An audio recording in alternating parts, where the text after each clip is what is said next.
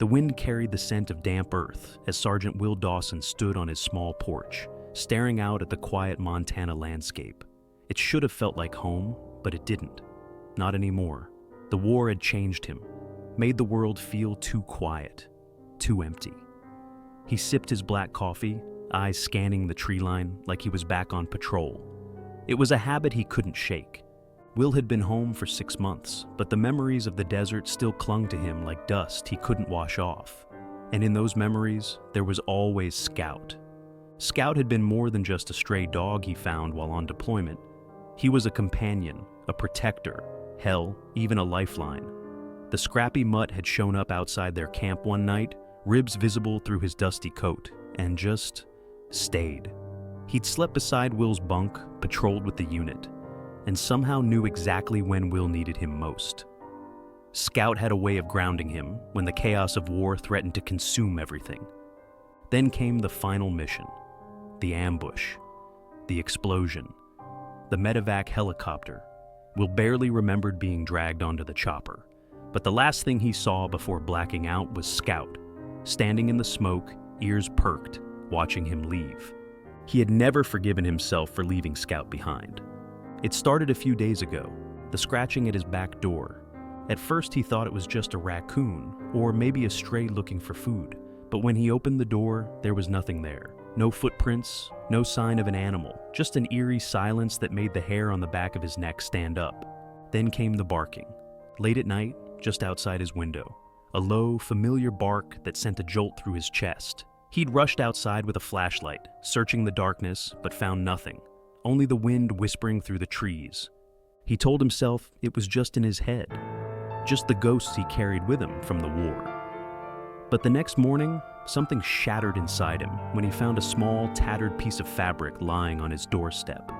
It was the same piece of Scout's makeshift collar he had tied around his neck in Afghanistan. Will stared at it for a long time, his hands shaking.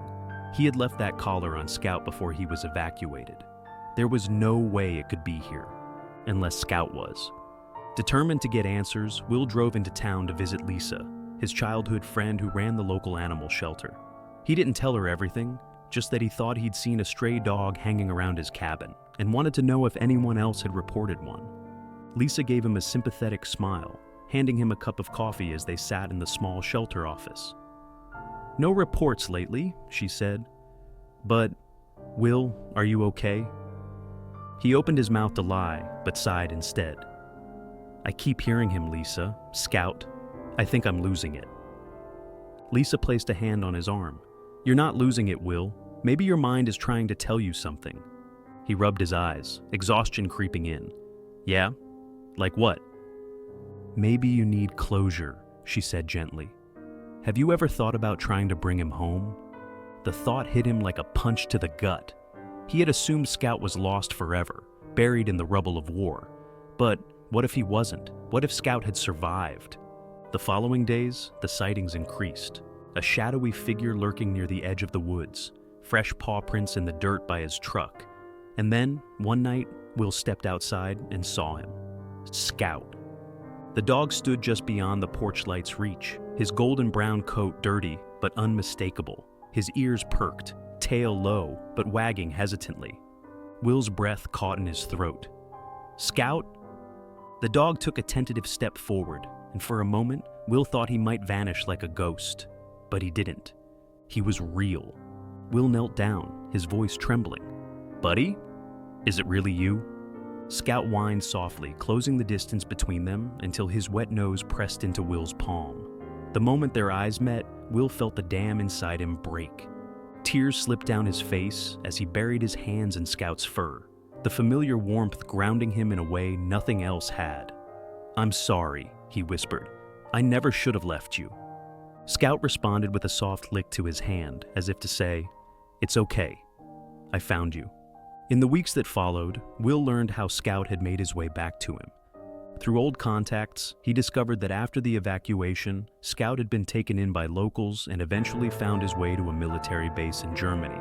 Somehow, through fate or instinct, he had made his way across continents, surviving on scraps and luck until he reached Montana. It was nothing short of a miracle.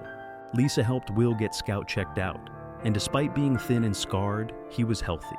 More than that, he was home. One night, sitting on the porch with Scout curled up at his feet, Will finally felt something he hadn't in a long time. Peace. He ran a hand down Scout's back, watching the stars. "You saved me out there," he murmured, "and now you've done it again."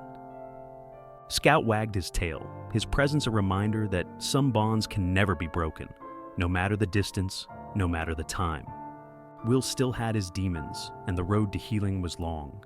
But now, with Scout by his side, it didn't seem so impossible. In the end, Scout had done more than just follow him home from war. He had brought Will back to life,